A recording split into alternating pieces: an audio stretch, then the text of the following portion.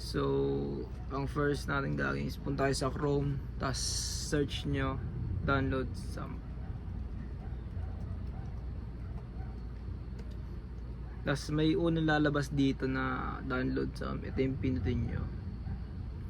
Tapos pwede rin siya for Windows browsers, Linux, and for iOS.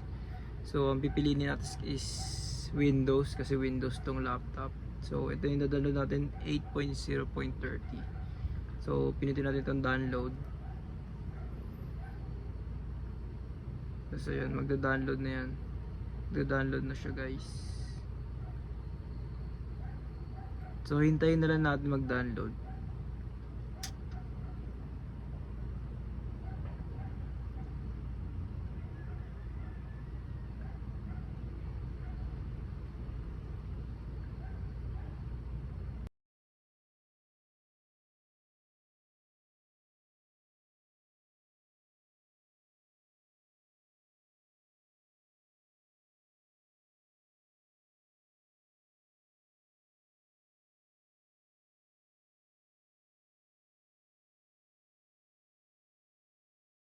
Mag-download guys. So hintayin na lang natin.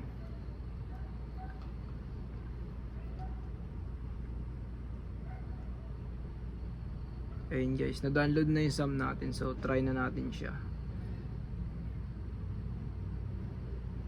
I-download muna natin, install.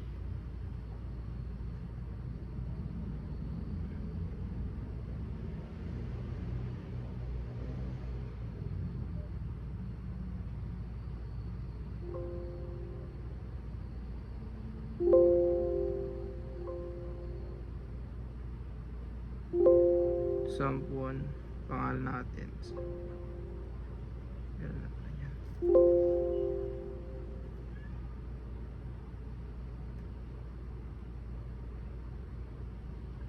So yun guys, hintay muna natin siya mag-download.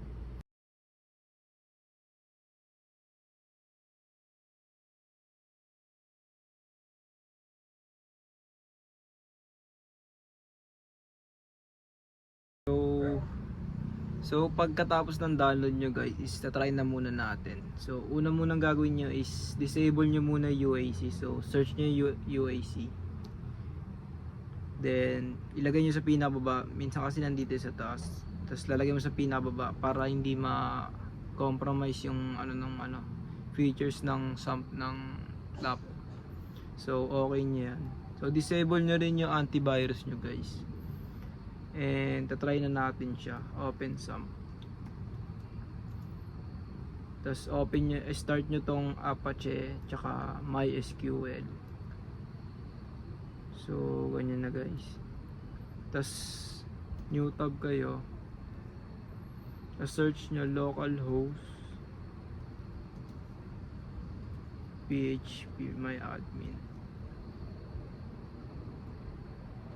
So kahit walang wifi yan guys, gagana yan unless naka-open tong SAMP na may Apache at MySQL. So yun lang guys. Bye.